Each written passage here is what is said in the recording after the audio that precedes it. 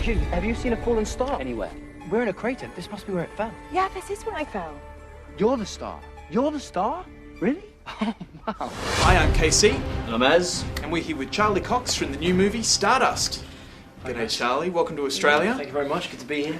So tell us a little bit about Stardust. I mean, this is a movie that's a big, expensive Hollywood picture, and how was it that yourself got to play the lead role? I was a very lucky chap, really. I auditioned like many other people, I guess, and was fortunate enough to get the role after a long audition process, actually. But How long did it probably 3 to 4 months. Wow. Yeah, from first audition to last audition.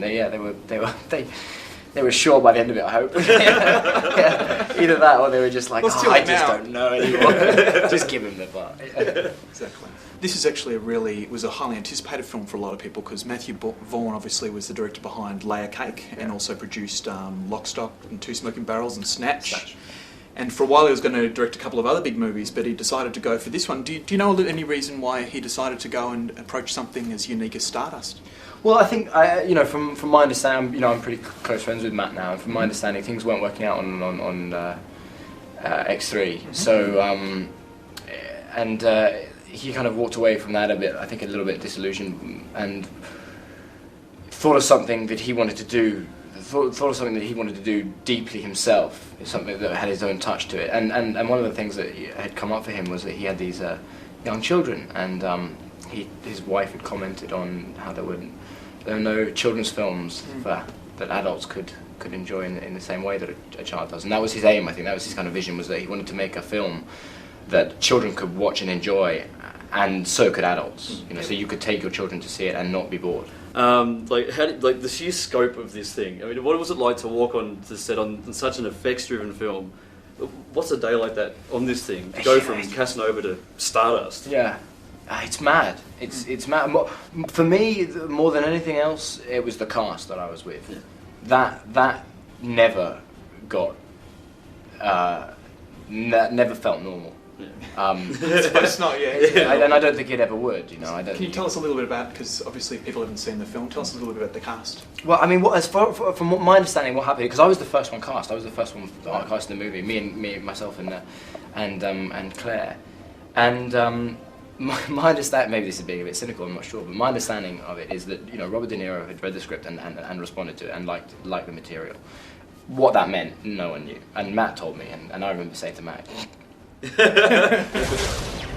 Flying pirates? Who? No. And he had just directed The Good Shepherd himself, and was obviously in the process of editing, had some time. This was 10-day work, and 10 days of work for him, and God knows, just he signed on to do it. Yeah, I suppose that's one of the fun things about the film, is the fact that you've got this enormous cast made up of real character actors, like you say. You've got Peter O'Toole in there, and you've got Claire Danes, Michelle Pfeiffer, Ricky Gervais shows up in a nice little cameo. And Rupert Everett's in there. Yeah, Rupert Everett's in there. It's and then all the enormous comedians, cast. Mark Heap, David Walliams, Mark Williams. And so, somebody like yourself you've only done a bit of feature work. So tell us, you obviously get a chance to learn from a lot of these people, I assume. More than anything, I was very aware of the professionalism on set, and there was something very comforting about that for me being a young actor. There was something really nice, Robert De Niro is, undoubtedly one of the most talented actors that there is. Mm-hmm. But there is something nice about the fact that he does take it very, very seriously, and he's very professional about his job, and he comes into work every morning, and he doesn't like look at the sides and wing it. He knows what he's doing.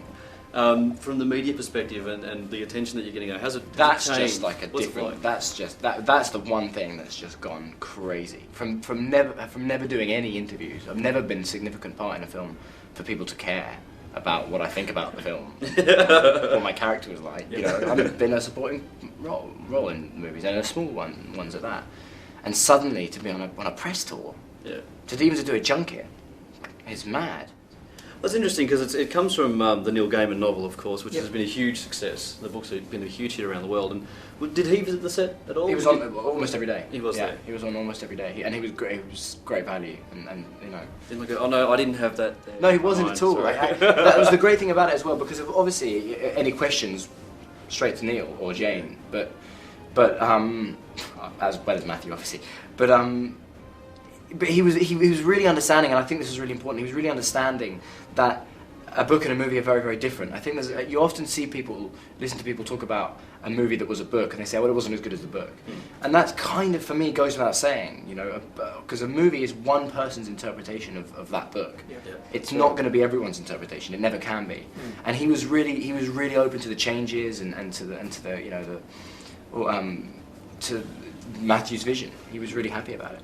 Can you tell us a little bit about the process, like the special effects process? Like Aaron touched on earlier, like it's obviously a very special effects heavy movie, and I expect there was a lot of like green screen or blue screen, a lot of those things. I mean, how was it for you against working in that sort of environment? How hard is it for you to focus on your character? The answer is not hard at all, but I don't think that's the case for every special effects movie. What was different about Stardust is we're not acting with any CGI characters, so I'm not having emotional conversations with a tennis ball, which is apparently what happens. You know? Yeah. It looks spectacular. It's beautifully shot film. Where was it shot? Where was all your exteriors? Most of it was in. A lot of it obviously was studio, but most of the beautiful exteriors that you're talking about were Scotland. This is in Scotland. Isle of Skye, which ironically is where Neil Gaiman has a place where he lives. Get him.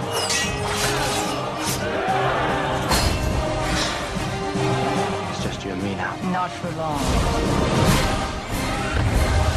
Hold me tight and think of home. It's a real pleasure here talking to Charlie Cox. All the best with the film. Thanks so much. Congratulations. When's the film open? Open September 20 here in Australia, right in time for holidays. Come and check it out. Yes, indeed. Playing everywhere. Indeed. So thanks very much, Charlie Cox. Thanks so much. Lovely to meet you. Thanks, guys. Yeah.